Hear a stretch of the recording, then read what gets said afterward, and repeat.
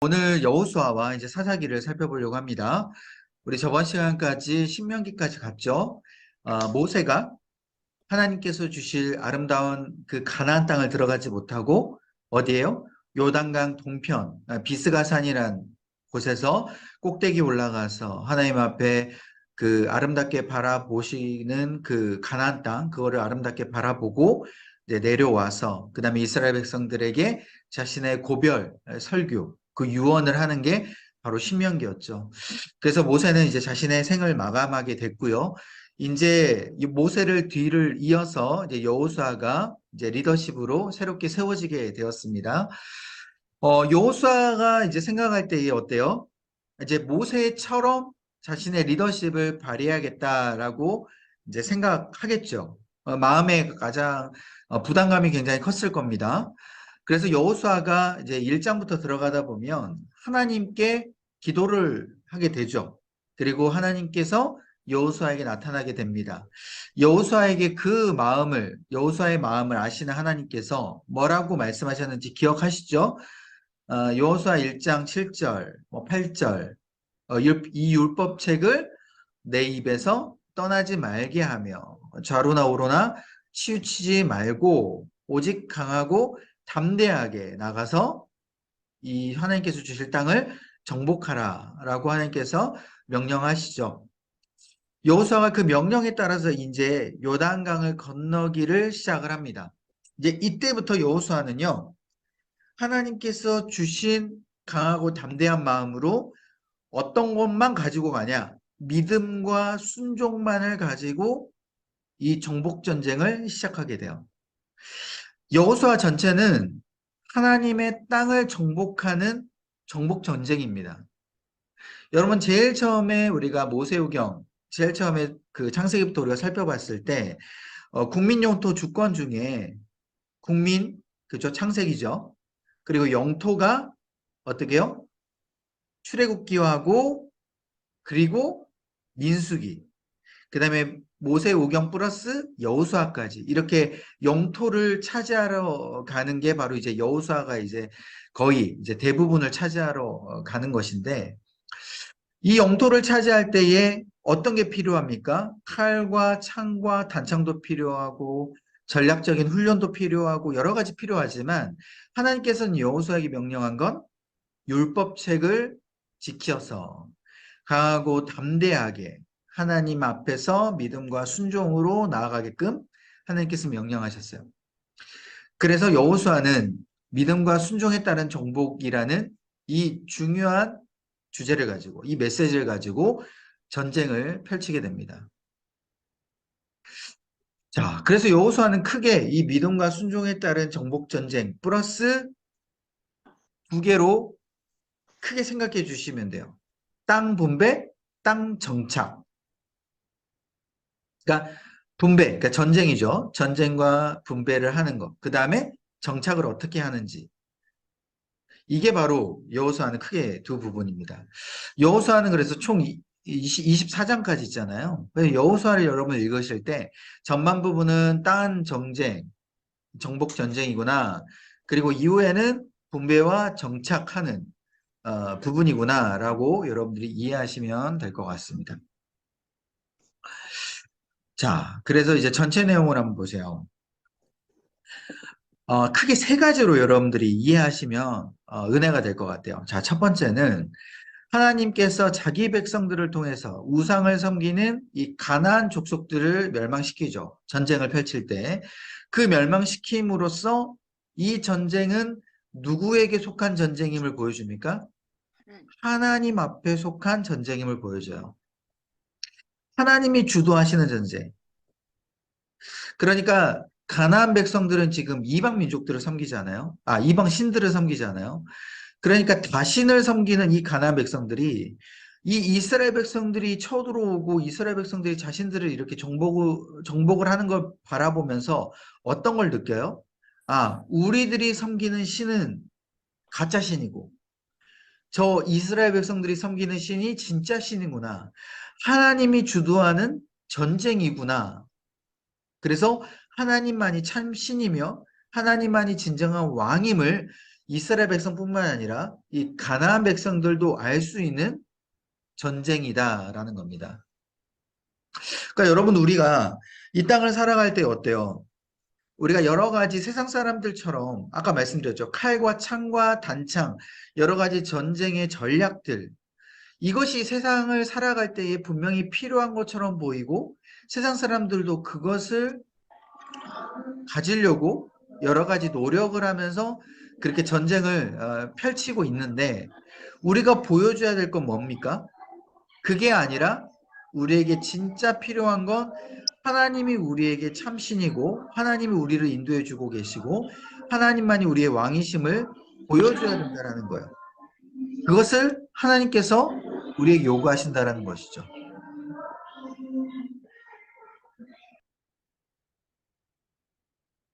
네, 그렇기 때문에 이 땅의 삶의 전쟁에서 우리가 무엇이 중요한지를 계속해서 기억을 해야 된다는 겁니다. 우리가 여호수아를 읽으면서 그것을 생각해야 돼요. 내가 무엇을 지금 중요하게 생각하면서 이 땅의 전쟁을 지금 치르고 나아가고 있는가? 결국은 처음에 말씀드렸듯이 믿음과 순종이다. 우리에게는. 하나님이 명령하신 메시지, 하나님이 명령하신 율법, 하나님의 마음에 합할 수 있도록 우리가 믿음과 순종을 가지고 나아가는 승리. 그게 우리에게 먼저 준비가 되어야 된다는 거예요. 그래서 우리가 조금 이따가 살펴보겠지만 1장부터 5장까지는 이제 요단강을 건너려고 이제 준비를 합니다. 근데 준비를 할 때에 다른 거 필요 없어요. 제사장들이 맨 앞에서 여호와의 언약궤를 메고 넘실넘실거리는 그 요단강물에 먼저 발을 딛게끔 만듭니다. 여러분 요단강물을 건널 때 어떻게 건너야 됩니까? 지금 물이 넘실거리잖아요. 뭐 홍해를 가는 것처럼 모세가 지팡이를 들고 홍해가 갈라지는 것도 아니에요.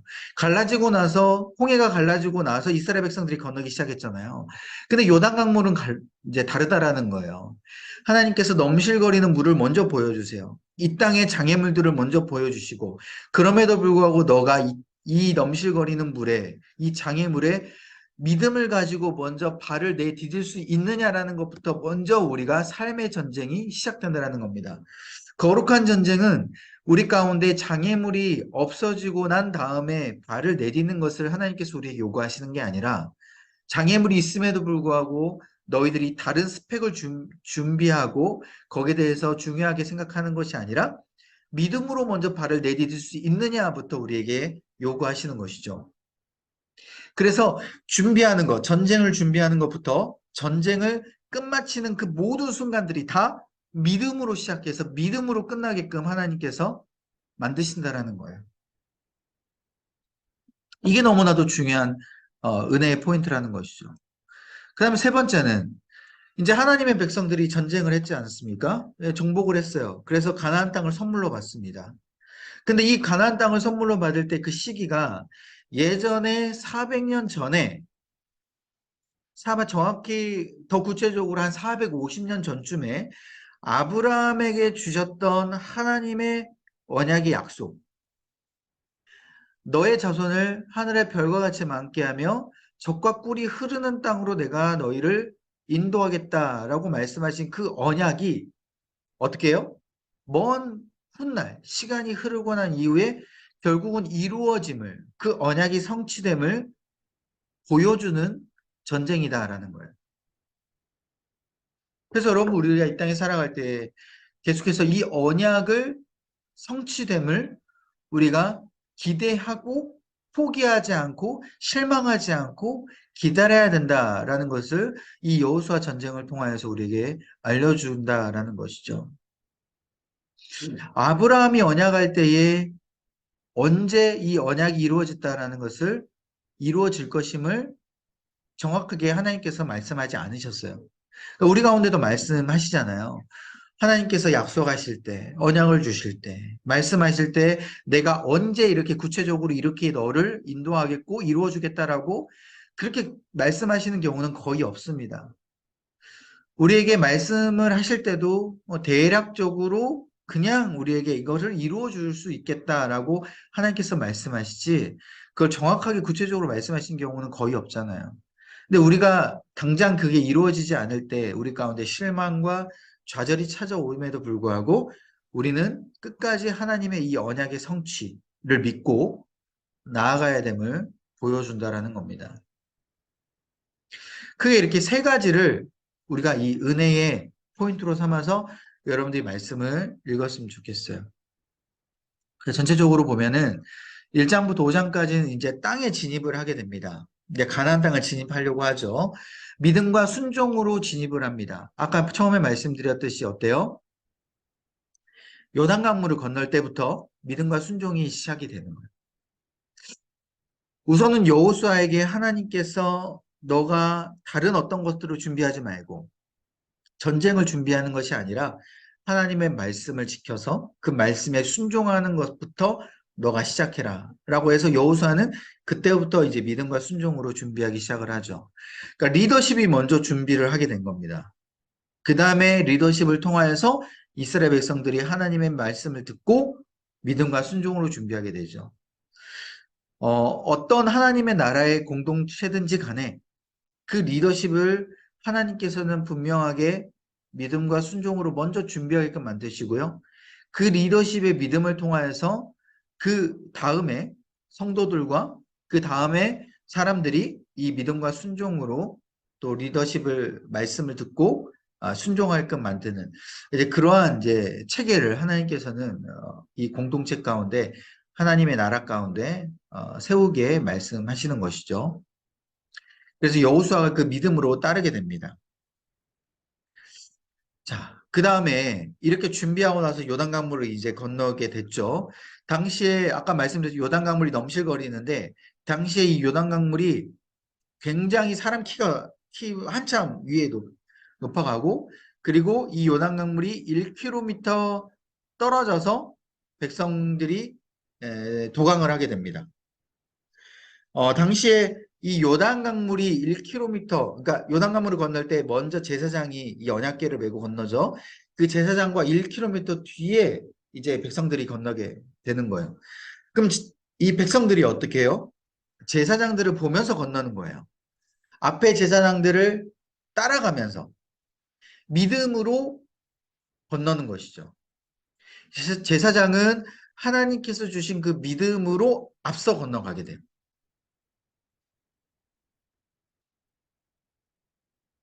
자, 그 다음에 요단강물을 건너고 나서 이제 바로 여리고성이 눈앞에 있습니다. 얼마 떨어져 있지 않아요. 그런데 하나님께서 특이한 것을 요구하시죠. 할례를 행하게끔 하십니다. 이 할례는요, 너무나도 전쟁을 당연히 할 수 없는 상황이에요. 할례를 하게 되면. 그리고 바로 적진이 눈앞에 있기 때문에 적진 앞에서 할례를 했다라는 건 여러분, 이거는 거의 정말 이렇게 상상도 할 수 없는 정말 도저히 이해할 수 없는 행동인 것이죠. 바로 나의 목숨을 적군에게 바치는 것과 마찬가지인 행동이다라는 겁니다. 그런데 하나님께서 굳이 요단 강을 건너고 나서 할례를 하게끔 만드신다라는 거예요. 할례를 요단강 건너기 전에 했으면 얼마나 좋습니까? 그렇죠? 준비를 완벽하게 끝나고 요단강을 건너서 바로 건너자마자 전쟁을 치르면 인간적인 어떤 생각에 완벽한 루트인데 하나님께서는 그렇게 하지 않으셨다라는 거예요. 오히려 요단강을 건너고 나서 할례를 하게끔 만드시고 온전히 하나님을 의지하게끔 만드는 상황을 만드셔서 온전히 이 전쟁은 아까 처음에 말씀드렸듯이 하나님이 인도하시는 거룩한 전쟁임을 하나님만이 왕이심을 알게끔 이 전쟁을 인도하신다라는 것이죠. 이게 바로 믿음과 순종인 거예요. 근데 우리는 어때요? 바로 전쟁을 치르기 전에 여러 가지 준비를 완벽하게 하고 들어가게끔 만든다는 거예요. 우리의 생각과 우리의 뜻대로. 하나님이 그것을 지적하시는 것이죠. 자, 그리고 또 할례를 행하게끔 만드는 이유가 1세대 백성들은 이미 처음에 출애굽을 할 때에 할례를 했어요. 2세대 백성들, 지금 요단강을 건너서 정복 전쟁을 펼치는 이 백성들은 아직 할례를 하지 않았습니다. 그렇기 때문에 이 거룩한 전쟁을 치르기 전에 하나님 앞에서 온전히 거룩한 몸과 마음으로 나아갈 수 있도록 할례를 치르게끔 만드시는 것이죠. 자, 이렇게 돼서 이제 완벽하게 전쟁을 할 수 있는 준비가 된 거예요. 그 다음에 6장을 들어가다 보면 이제 정복을 하게 됩니다. 전쟁을 치르게 되죠. 먼저는 여리고성을 점령하게 돼요. 여러분 너무나도 잘 알죠. 여리고성 점령은 제가 말씀드리지 않아도 다 아실 거라 믿습니다. 어떻게 전쟁을 합니까? 칼과 뭐 이렇게 싸움을 펼치지 아니하고 아무 말도 하지 않고, 그렇죠? 7바퀴를 돌잖아요. 다 돌고 나서 외치죠. 함성을 지릅니다. 여호와께서 너희에게 이 성을 주셨다. 그 외침 가운데 이제는 여리고성이 무너지게 되는 거예요. 말도 안 되는 이야기임에도 불구하고 하나님께서 이것을 이루셨다라는 거예요. 이렇게 한번 경험하게 되면 여러분 어떨까요? 우리 믿음이 높아지겠죠. 당연히. 아, 하나님께서는 이렇게 정말 세상이 요구하는 그 스펙이 없어도 그 전쟁에 필요한 것들이 없어도 하나님께서 인도하시면 이게 그냥 끝나는 거구나라는 것을 경험하면 여러분 그 다음 전쟁은 어떻게 해요? 우리의 믿음이 당연히 높아질 수밖에 없는 거예요. 굳건해질 수밖에 없는 거죠. 한번 경험했기 때문에 그 다음 전쟁도 우리가 하나님을 온전히 의지할 수 있는 밑거름이 된다는 겁니다. 그런데 하나님께서 이걸 보여주셨음에도 불구하고 그 다음 전쟁이 아이성 점령인데 어떻게 해요? 분명히 하나님께서 여리고성을 점령하고 나서 그 어떤 것도 물건도 재물도 취하지 말라라고 하나님께서 분명히 말씀하셨어요. 다 불태워라. 가축과 아이들까지 완전히 진멸하라라고 이야기했어요. 진멸은 완전히 없애는 겁니다, 여러분. 어떤 좋은 것은 가지고 안 좋은 것은 불태우고 이런 게 아니에요. 그냥 하나부터 열까지 싹 다 없애는 게 바로 진멸입니다. 그런데 아간이라는 사람이 이 진멸하라는 말에 순종하지 못했죠. 단 한 사람이 불순종을 해서 자신의 아주 좋은 것을 취하게 됩니다. 하나님은 그 한 사람의 범죄를 통하여서 이 아이성을 점령할 때에 하나님께서 역사하시지 않으세요. 알다시피 여리고성은 아이성보다 몇 배나 큰 성이었고 아이성은 작은 성이었어요. 이스라엘 백성들이 여리고성을 점령하다 보니까 이 쉽게 말씀드리면 간땡이가 부어가지고 이 아이성을 점령할 때 어때요? 하나님 앞에 묻지도 않습니다. 기도도 하지 않아요. 아, 여리고성 성도 점령했는데 아이성 따위야 그냥 하나님 뭐 그냥 몇천 명만 내보내면 된다고. 여리고성은 모든 백성들이 함께 나가서 싸웠는데 아이성은 그냥 몇천 명만 내보내는 싸움으로 이제 아주 쉽게 착각하게 되는 것이죠. 그래서 하나님께서 어떻게 합니까? 나서지 않으세요. 그러니까 이스라엘 백성들이 당연히 아이성을 점령할 때에 패하게 되겠죠. 많은 사람들이 죽게 됩니다. 이스라엘 백성들이 울게 되죠. 그래서 하나님 앞에 몇 주었더니 하나님께서 이 아간의 범죄를 지적을 하게 되시는 것이죠. 그래서 아간을 돌로 쳐서 죽이고 아간을 심판을 하게 되는 겁니다. 그 심판을 하게 됨을 통하여서 이제 아이성을 점령하게끔 하나님께서 말씀하시고 인도해 주세요. 여러분 이걸 보면 어때요? 우리 공동체 안에서 한 사람이 범죄하고 우리 공동체 안에서 한 사람이 하나님 말씀에 순종하지 않았을 때 나타나는 영향력은 우리가 상상하지 못할 정도로 굉장히 크다라는 거예요. 여러분 우리는 보통 개인적인 믿음을 굉장히 중요시하게 생각하잖아요. 그런데 하나님께서는 절대 그렇게 말씀하지 않으십니다.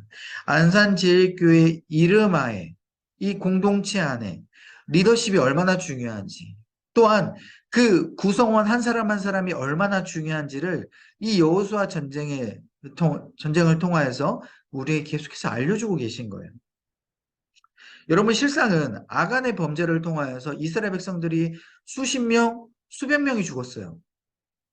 왜 이스라엘 백성들이 한 사람을 통해서 그게 많이 죽어야 됩니까? 이해할 수 없는 부분일 수 있지만 이게 바로 하나님 나라의 원리이고 법칙이라는 거예요. 우리 가운데 주신 하나님 아래 한 몸, 한 몸으로 우리를 주님 가운데 불러주셨고 한 지체가 아파했을 때, 한 지체가 범죄했을 때, 온몸이 다 전체적으로 영향을 받고 아프는 바로 우리 몸의 역할로 여러분들이 생각하시면 된다는 것이죠. 아이성 점령이 이렇게 끝나고 그 다음에 기브온 주민들이 이스라엘 백성들의 소식을 듣고 오게 됩니다. 기브온 주민들이 꾀를 썼어요. 이스라엘 백성들이 이제 무서워지니까 자신들이 이 땅에 살고 있는 이 가나안 땅의 주민이라고 하지 않고 머나먼 지방에서 온 백성이라고 속이죠. 이때도 마찬가지로 하나님께 묻고 기브온 주민들을 살려주면 안 됐어야 됐는데 여호수아가 굉장히 큰 실수를 합니다. 하나님 앞에 묻지 않아요. 이들이 말하는 거에서 고지고대로 믿고 그러면 내가 너희들을 살려주겠다라고 그렇게 약조를 해버립니다. 당시의 고대 사회에서 약조했다라는 것, 하나님의 이름으로 약조했다라는 것 절대 깨면 안 되는 거죠. 근데 여호수아는 아이성에 대해서 이 교훈을 충분히 받았음에도 불구하고 기브온 주민들에 대해서 묻지 않고 똑같이 실수를 범하게 되는 그런 안타까운 사건이 펼쳐지게 되는 것이죠. 여러분, 우리가 한번 하나님 앞에 이렇게 경험하고 한번 이렇게 깨닫게 되면 그것을 좀 계속해서 기억하고 하나님 앞에 나아가야 되는데 그거를 놓칠 때가 너무나도 많다라는 거예요. 참 너무나도 안타까운 부분인 거죠. 우리가 그렇게 계속 하나님 앞에 기도해야 돼요. 하나님, 제가 주님 앞에 깨우친 것, 주님 앞에 주신 이 메시지, 이것을 잊어버리지 아니하고 매일 하루하루의 삶을 계속해서 순종하며 깨우치며 실수를 반복하지 않도록 하나님께서 역사하여 주옵소서. 기도해야 된다는 겁니다. 다음 네 번째, 가나안 남방 지역을 전봉을 하고 그 다음에 북방 지역을 전복을 합니다. 네, 지도를 보게 되면 밑에 제가 지도를 여러 번 해놨어요. 맨 밑에 어 이제 이건 조금 이따 또 설명을 하겠지만 이 가나안 땅이 이렇게 나중에 이렇게 분배가 되거든요. 여기 보시면 베냐민 땅이 있죠.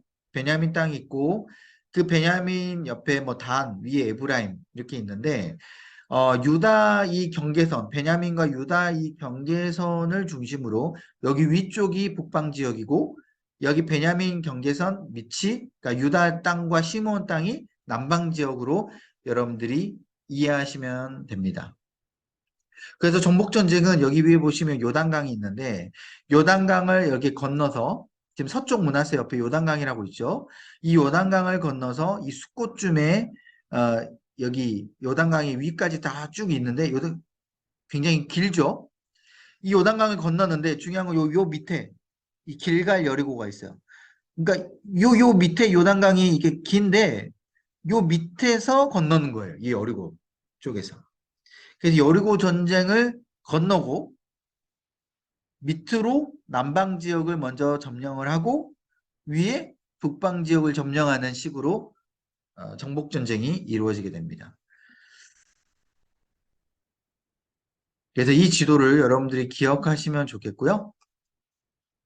그래서 이렇게 정복 전쟁을 하면서 이루어지게 되는데 이때마다 하나님께서 승리하게 하세요. 근데 여러분 특수한 게 뭐냐면 정복 전쟁을 할 때 방금 땅이 굉장히 넓지 않습니까?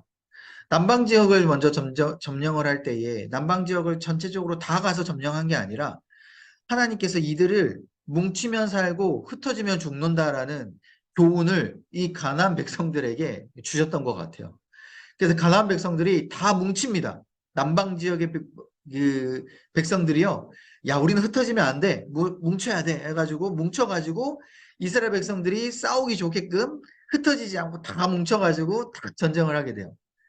그러니까 가나안 백성들을 굳이 막 게릴라 작전으로 막 돌아가면서 싸움할 필요가 없는 거예요. 몇 번 싸움하니까 남방 지역이 점령이 되는 거예요. 북방 지역도 마찬가지예요. 북방 지역도 야 뭉치자 해가지고 막 흩어지지 않고 다 뭉칩니다. 그러니까 이스라엘 백성들이 수월하게 전복 전쟁을 할 수 있었던 거예요. 참 하나님께서 너무나도 지혜롭고 대단한 작전을 펼치시게 되는 것이죠. 참 이런 은혜가 있고요. 그 다음 13장부터는 이제는 정복 전쟁이 다 끝났어요. 이제 분배를 합니다. 딴 정복, 딴 분배 이렇게 생각하시면 된다 그랬죠. 이 분배는 이제 12지파를 이제 분배를 하게 되는데, 아까 요단강 동편 두 지파 반은 이미 동편에 분배가 됐고, 9지파 반이 이제 서편에 분배를 하게 됩니다. 분배를 할 때에 어떻게 분배를 했냐? 여호수아가 제비를 뽑게 돼요. 참, 제비 뽑는 게 좀 희한한 부분이긴 한데, 먼저 이 지파들이 나와서 이 제비를 뽑게끔 만들어서 이제 땅을 이제 점령을 하게끔 하는 것인데, 중요한 건 이제 정복 전쟁을 할 때에 이스라엘 백성들이 처음에 완전하게 다 정복을 못했어요. 자, 보시면 사사기 바로 밑에 이 지도가 또 있습니다. 처음에 이 지도가 이스라엘 백성들이 정복했던 지도예요. 그러니까 여호수아 생전의 지도입니다. 자, 보시면 아까 여리고 점령하고 이렇게 와서 빨간색 부분이 점령한 지역이고요. 녹색 부분이 점령을 아직 못한 지역입니다. 근데 완전히 정복을 못했다고 하더라도 이미 뭐 블레셋이나 뭐 갈릴리 뭐 이쪽 이 파란색 지역의 민족들은요, 이스라엘 백성들의 영향력 아래에는 있었어요. 그리고 완전히 진멸을 못했을 뿐입니다. 그러니까 영향력을 행사하고 이들을 종으로 부리긴 하지만 하나님께서는 이들을 완전히 진멸하고 완전히 이들을 정복하라라고 이미 명령을 하셨는데 여호수아 때 이들을 완전히 정복을 못했어요. 그러니까 지금 빨간색 지역만 점령을 하고 난 다음에 진멸한 이후에 이스라엘 백성들 어떻게 했냐면 이제 이 그 밑에 지도처럼 이렇게 이 지파들이 땅을 분배받을 수 있도록 제비를 뽑아서 이들이 나머지 점령을 못한 완전히 점령을 못한 이 파란색 지역을 점령할 수 있도록 제비를 뽑아서 알아서 지파별로 전쟁을 하게끔 여호수아가 만드는 거예요. 그러니까 이제 이게 무슨 말이냐면 여러분들 그 갈렙이라는 인물 아시죠? 갈렙이 80세가 넘어가지고 그 할아버지의 그 몸을 가지고 점령을 하는데 여호수아에게 어떻게 요구를 합니까? 이 산지를 내게 주셔서 헤브론 땅을 요구하잖아요. 근데 완전히 점령을 못했기 때문에 이 갈렙이 이야기를 한 거예요. 저 산지를 내게 주셔서 아직 저 산지 헤브론 산지에 누가 있는 거예요? 가나안 백성들이 아직까지 진멸당하지 아니하고 있는 거예요. 그러니까 당연히 이미 뭐 전쟁이 끝났으면 뭐 이 산지를 내게 주셔서 뭐 할 필요가 없어요. 그냥 가서 그냥 차지하면 되는 거잖아요. 근데 여호수아에게 이 산지를 내게 주소서라고 이야기한 건 제비를 뽑으면서 나아가서 이제 다 전쟁을 이제 또 치러야 되는데 점령을 해야 되는데 아직 점령이 안 됐기 때문에 이스라엘 백성들이 막 산지로는 전쟁을 하기 싫어하는 거예요. 험한 산지에 전쟁하는 게 어렵지 않습니까? 다 평지에서 전쟁하고 싶어 하는 거죠. 손쉽게. 그런데 갈렙은 자신이 노년임에도 불구하고 저 산지를 내게 주소서 하면서 전쟁을 치르려고 했던 거예요. 그러니까 이스라엘 백성들 지파별로 다 소극적이에요. 빨리 가서 점령하고 막 전쟁을 치르고 이제 자신의 땅으로 막 만들고 완전하게 이렇게 해야 되는데 다 빨간색 지역에만 막 머무르려고 하고 이제 제비 뽑아도 별로 안 뽑으려고 하고 분배를 다 안 받으려고 하는 그러한 시간이 계속해서 이제 흘러가는 그런 상황이다라는 것이죠. 그래서 여러분 보면 여호수아가 죽기까지도 이스라엘 그 민족들이 가나안 땅을 완전히 정복하지 못한 상황을 여러분들이 살펴보게 됩니다. 사사기로 넘어가면요. 계속해서 정복 전쟁이 나와요. 사사기 1장부터 보면. 그러니까 하나님께서 원래 계획하신 그런 모습은 아닌 것이죠. 그러니까 여러분 이게 이 모습을 보면서 어때요? 우리가 때로는 강하고 담대하게 하나님께서 명령하신 것, 하나님께서 요구하신 것을 우리가 그냥 추진력 있게 나아가야 돼요. 막 앞을 보면서 무서워하는 게 아니라 저 산지를 보면서 무서워하는 게 아니라 그게 우리의 믿음의 모습이다라는 것이죠. 자, 그래서 23장 24장 보면 이제 여호수아가 마지막 죽기까지 시기가 오게 됩니다. 이제 고별소교를 하게 될 때 여호수아가 어떻게 이스라엘 백성들에게 요구를 하냐? 언약을 새롭게 다짐하는 모습을 보게 돼요. 그것도 세겜이라는 곳에서. 여러분, 세겜은 아브라함에게 가나안 땅을 처음으로 약속한 장소였어요.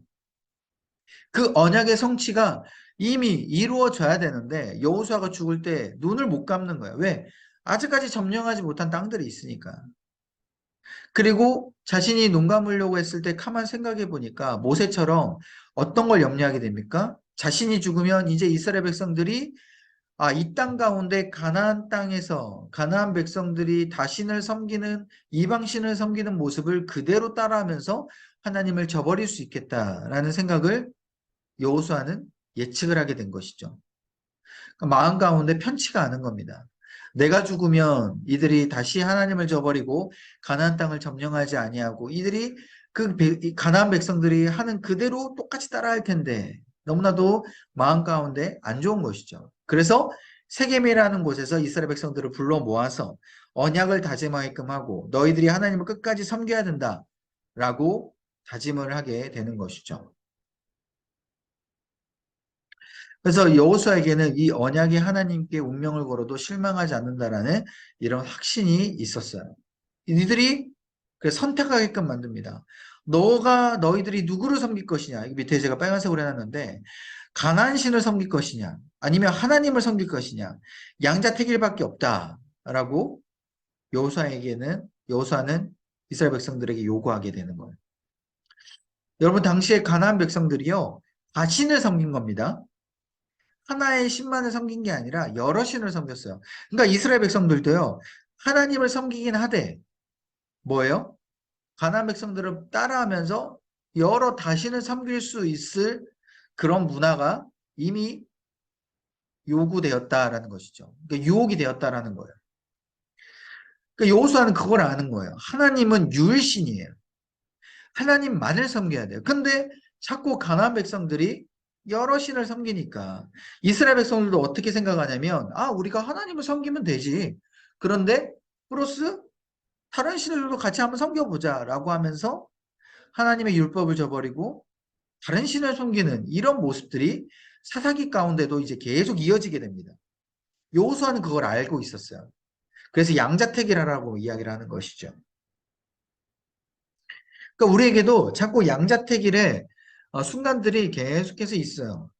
하나님만을 섬길 것이냐 아니면 하나님을 섬기면서 다른 것들을 계속 가져올 것이냐. 여러분 후자가 우리에게 마음 편하잖아요. 세상의 것들을 가져오고 세상의 것들을 섬길 때 우리 마음이 더 안심이 돼요. 하나님만을 섬겼을 때는 인간적으로 계속 불안하게 되는 것이죠. 그게 믿음 없는 삶이다라는 겁니다. 여호수아를 바라보면서 여호수아를 읽으면서 우리가 하나님만을 섬기는 그 믿음의 삶을 계속해서 선택하기를 간절히 소망합니다. 그래서 이스라엘 백성들이 화답합니다. 오직 하나님밖에 없습니다. 여호와만 섬기겠습니다. 라고 선포를 하게 되죠. 하지만 여호수아가 죽고 나서 이스라엘 백성들이 하나님을 저버리는 행동을 시작하게 됩니다.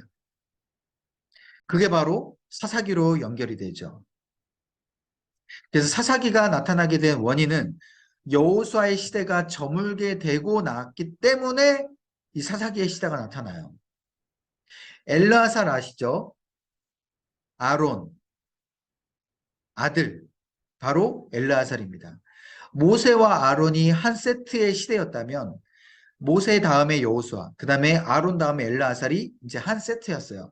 이 여호수아와 엘르아살의 시대가 저물고 나서 이제 하나님께서 이스라엘을 위하여 행하신 모든 일을 아는 자들이 점점 사라지게 되고 기억이 없어지게 됩니다. 그러면서 하나님을 섬기지 않기 시작을 하게 돼요. 그게 여호수아 24장 31절에 이미 나타나게 되면서 사사기와 연결이 되는 거예요. 그래서 이때 이 사사기는요, 하나님께 온전히 순종한 이 리더십의 부재, 이 영향력이 굉장히 큼을 보여주게 돼요. 모세와 여호수아까지는 이스라엘 백성들이 모세와 여호수아를 바라보면서 엄청나게 순종하면서 따라가요. 그런데 여호수아 다음에 차기 리더가 없는 거예요. 이게 너무나도 안타까운 현실인 것이죠. 왜 여호수아가 그 다음 차기 리더, 하나님 앞에 기도하고 그렇게 기름 부으며 차기 리더를 세우지 않았는가? 의문점이 들긴 합니다. 근데 그 차기 리더가 없어요.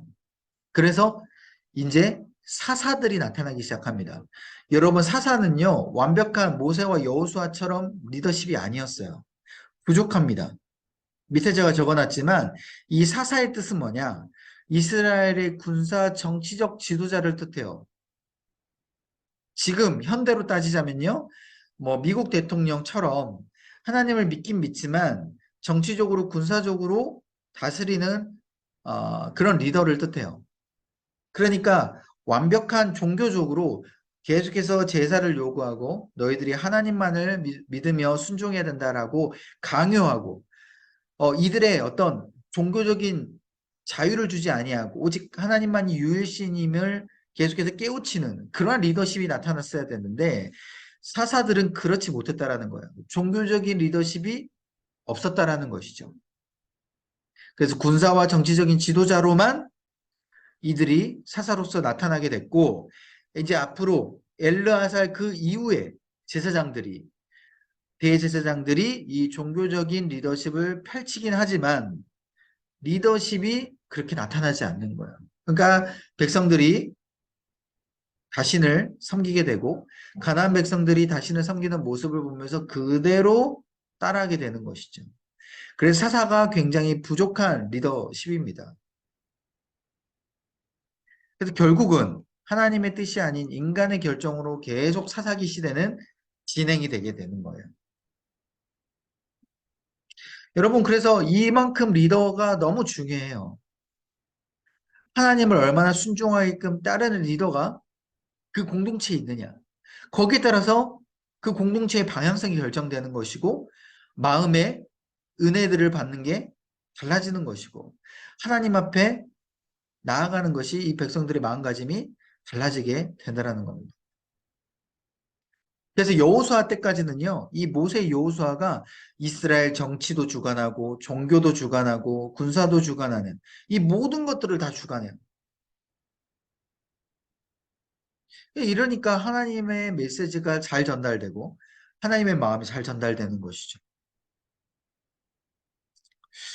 아무튼 안타까운 이 사사기 시대가 이렇게 리더십의 부재로 나타났다라는 겁니다. 그래서 이후에 이 사사기의 이 주제 말씀 보면 맨 마지막에 이렇게 나와요. 우리 너무 잘하는 말씀이죠. 우리 같이 한번 읽어볼까요? 여러분 졸리시죠? 같이 한번 읽어보겠습니다. 시작. 그때에 이스라엘에 왕이 없으므로 사람이 각기 자기의 소견에 옳은 대로 행하였더라. 이스라엘 왕. 여러분, 이스라엘의 왕은 누구를 뜻합니까? 인간이 아니에요. 하나님이 이스라엘 진정한 왕이에요. 근데 두 가지 의미가 있는 것이죠. 인간의 왕, 정말 하나님을 따르는, 정말 하나님만이 우리의 왕이시다라고 따르는 진정한 왕이 없다라는 의미도 되고, 두 번째는 하나님이 진짜 우리의 왕이 되지 않았다라는 뜻도 되는 거예요. 그래서 우리 하나님의 백성들은 하나님을 진정한 왕으로 따라야 되고 또 인간의 왕은 인간의 리더십은 하나님만을 진짜 왕으로 섬기는 모습을 통하여서 보여줌을 통하여서 백성들이 하나님만을 왕으로 섬기게끔 통로로 이렇게 사용되어야 된다라는 것이죠. 그래서 자꾸 자기 소견에 오른 대로 행하게 되는 겁니다. 사사기의 순환 구조는 이래요. 먼저 자신을 섬기며 하나님을 따르지 않고 범죄를 하게 되죠. 그 다음에 하나님께서 화가 나셔서 다른 나라를 통하여서 이스라엘을 정복을 하게 됩니다. 그래서 심판을 하시게 되죠. 그래서 종살이를 하게 됩니다. 그 다음에 힘드니까 이스라엘 백성들이 하나님 앞에 울면서 회개하게 되죠. 구원해 달라고. 하나님은 또 마음이 약해지십니다. 그 눈물을 보시고 사사를 세워서 이스라엘 백성들을 구원하게 됩니다. 또 구원시켜 줬더니 이스라엘 백성이 이제 살만하니까 시간이 지나니까 다시 하나님께서 구원해 주셨던 사실을 망각해 버리죠. 그 다음에 다시 한번 재범죄를 행하게 됩니다. 그래서 이 사이클이 계속 이루어져요. 사사기에는. 그래서 이 사이클 동안 하나님께서 우리에게 알려주시는 건 정말 너희들이 하나님만을 섬기지 않는 그런 모습 가운데 안타까워하는 그 하나님의 마음이 이렇게 들어가 있는 거예요. 아까 처음에 말씀드렸죠? 가나안 백성들이 자신을 섬기니까 이스라엘 백성들도 하나님을 안 섬긴 게 아니에요. 하나님도 섬기면서 가나안 신을 같이 섬기는 그런 모습을 계속 보여줬어요. 그래서 가나안 백성들이 섬기던 신이 이 바알과 아스타롯인데 이때 가나안 백성들이 이제 농경 사회지 않습니까?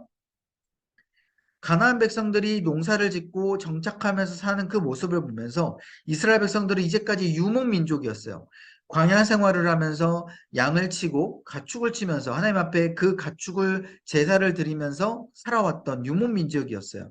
그런데 이 가나안 땅으로 들어오게 되면서 이제 정착을 하게 됐죠. 정착을 하면서 이들이 이제 농사를 짓기 시작을 해야 되는데 어떻게 해요? 농사 짓는 법을 몰라요.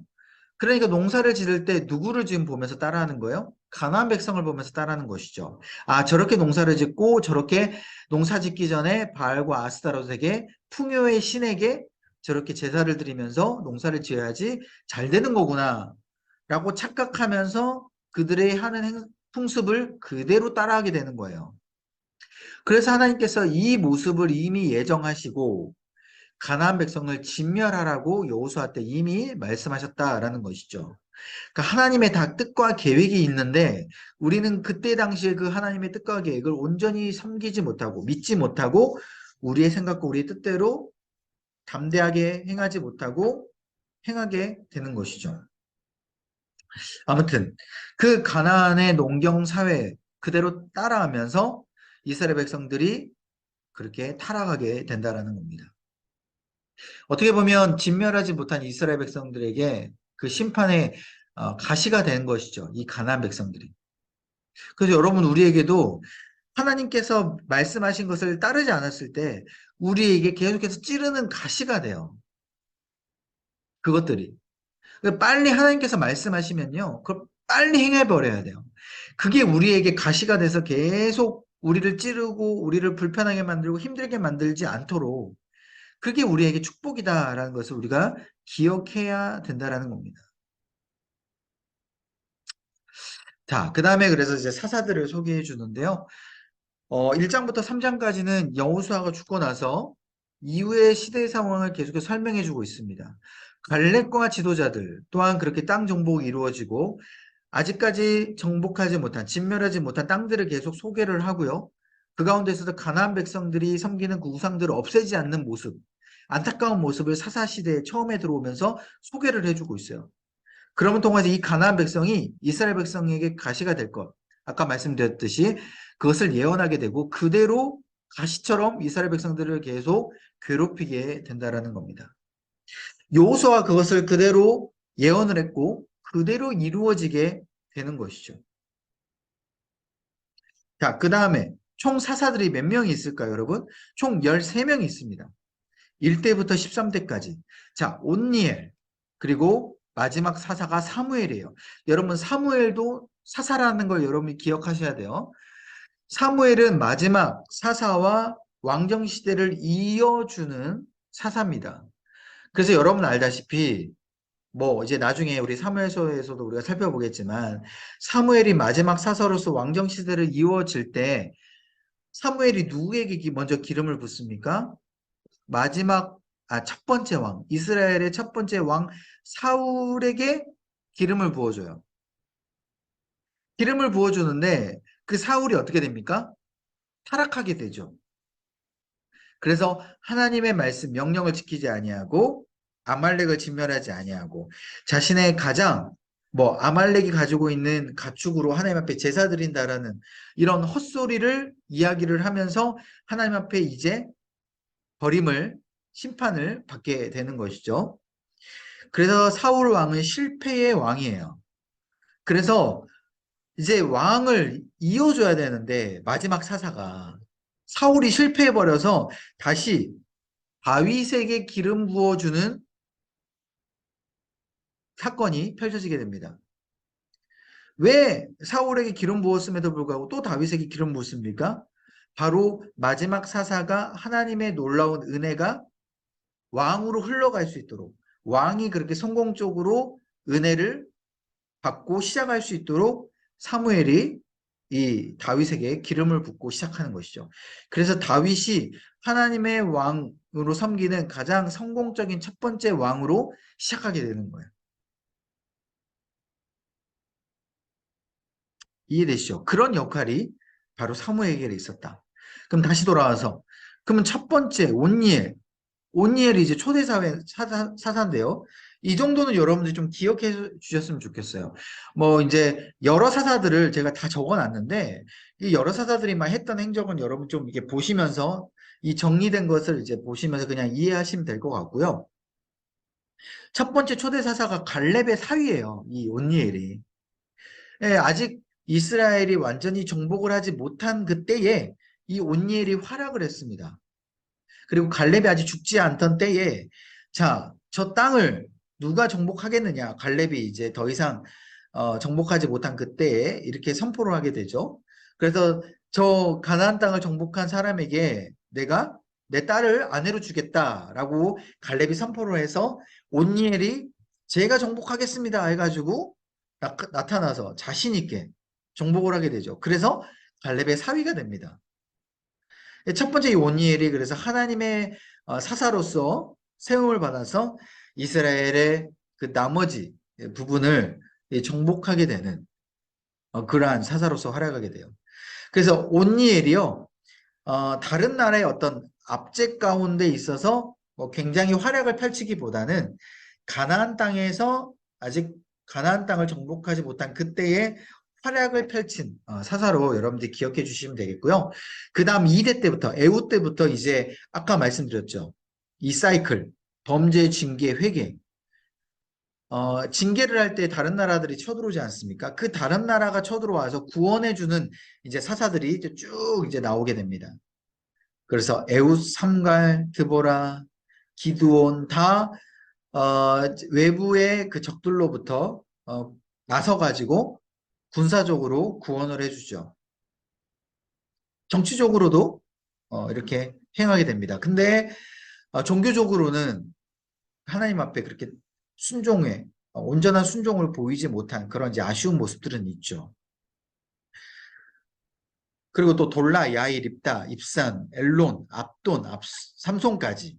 여러분들 이제 사사하면 이제 삼손을 주로 많이 아실 건데, 이 보면은 이들이 다 사사로서 활약을 했는데요. 여러분 보시면 제가 밑에 적어놨는데 파란 색깔하고 검정 색깔 사사들이 이렇게 구분이 됐는데요. 이게 어떤 구분일까요?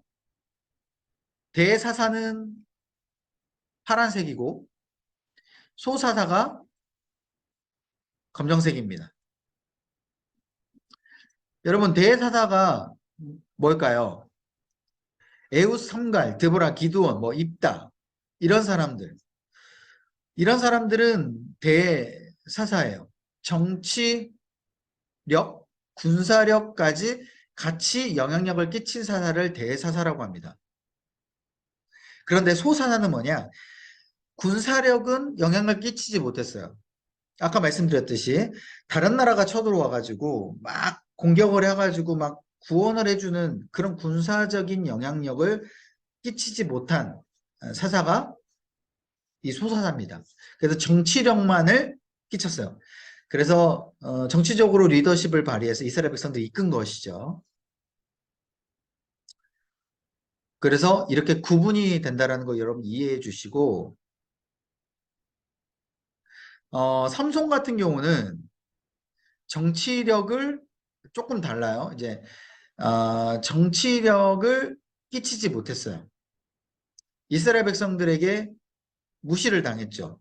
그죠? 원래 정치력을 끼치고 군사력까지 같이 끼쳐서 삼손이 대사사로 같이 임명이 돼야 되는데, 삼손은 이스라엘 백성들에게 굉장히 이제 오히려 이제 미움을 당했고 왕따를 당했고 자기 혼자 그 독불장군처럼 행동을 했기 때문에 정치력을 오히려, 그러니까 소사사는 다 정치력을 이제 정치력만을 끼친 이제 사사인데 삼손은 오히려 정치력을 끼치지 못했고 군사적으로 나서가지고 했던 사사입니다. 그래서 삼손이 약간 조금 특이하고요. 나머지 사사들은 다 이렇게 대사사와 소사사가 구분됐다라는 거 이해해 주시면 될 것 같아요. 그래서 여러분들 이 사이클을 보면서 여러분 뭐 막 다 이게 뭐가 중요하냐라고 생각할 수 있겠지만 그렇지 않아요. 이 사사들의 모습을 보면서 아 정말 하나님께서 얼마나 속이 터지고 얼마나 그 마음이 안 좋았겠는지를 이 사사 시대를 읽어보면서 여러분들이 쭉 묵상했으면 좋겠어요. 그래서 사사들도 아 이런 연약함이 있었구나. 하나님만 온전히 따르지 않는 모습 가운데 얼마나 하나님께서 정말 속이 탔을까. 그래서 마지막에 나왔던 사사가 그나마 사무엘이에요. 아까 말씀드렸죠. 사사 시대에서 왕정 시대로 넘어가는 그 시대가 가장 암흑 같은 시기였어요. 하나님의 말씀이 보이지 않는 시대. 하나님이 더 이상 이스라엘 백성들에게 희망을 주지 않았던 그 시대에 사무엘이라는 걸출한 마지막 사사가 나타나요. 그래서 여러분 사무엘 이 사사가 가장 중요한 게 뭐냐면 이 사사들 중에 가장 하나님만을 잘 섬기고 따랐던 사사. 모세와 여호수아 시대의 가장 완벽한 리더십으로 여러분들 이해하시면 돼요. 그래서 가장 암울한 시기에 가장 완벽한 리더십이 세워졌어요. 아이러니하죠. 여러분 우리가 가장 암울한 시기 때 가장 완벽한 하나님의 인도하심, 가장 완벽한 하나님의 은혜를 우리가 기억해야 될 줄 믿으시기 바랍니다. 여러분 그때가 하나님이 가장 빛으로 내 보이시기 가장 완벽한 타이밍이에요. 우리의 힘으로 아동바동 살면서 열심히 나의 죄나 나의 여러 가지 연약함을 깨트리려고 했지만 우리가 할 수 없잖아요. 가장 포기하고 싶을 때, 가장 암울한 시기 때 하나님이 빛으로 우리 가운데 은혜를 주시고 또 우리를 인도해 주신 놀라운 은혜가 있습니다. 그 마지막 은혜가 바로 이 사무엘이었어요. 그래서 여러분 이 사사시대를 보면요. 하나님이 진정한 왕임을 알게 하시는 것뿐만 아니라 그렇지만 이스라엘 백성들은 그 하나님을 보지 못해요. 그래서 눈에 보이는 실제적으로 이끌어주는 인간의 왕을 이스라엘 백성들은 계속 요구하게 됩니다. 그래서 다른 나라 백성들이 전쟁을 치를 때 앞에 맨 왕이 서서 나를 따르라 하면서 전쟁을 치르잖아요. 그게 너무 부러웠던 거예요, 이스라엘 백성들이. 그래서 우리에게도 눈에 보이는 왕을 주옵소서 라고 이야기하면서 계속 요구를 하죠. 그래서 사무엘이 마음 가운데 아파하면서 하나님 앞에 기도했더니 하나님께서 뭐라 그래요, 사무엘에게? 너를 버린 게 아니다. 백성들이 너를 버린 게 아니라 저 백성들이 나를 버렸다라고 이야기해요. 아까 말씀드렸죠. 이스라엘의 왕이 없으므로. 다시 한번 우리 읽어볼까요? 뭐라 그래요? 그때의 이스라엘의 왕이 없으므로. 누구 왕이요? 하나님을 왕으로 섬기지 않기 때문에. 그래서 하나님은 저들이 나를 버렸다라고 사무엘에게 이야기합니다. 그래서 진짜 이 사사기는 하나님의 왕되심을 말씀하는 그런 성경책이에요. 이스라엘 백성은 그걸 저버렸죠.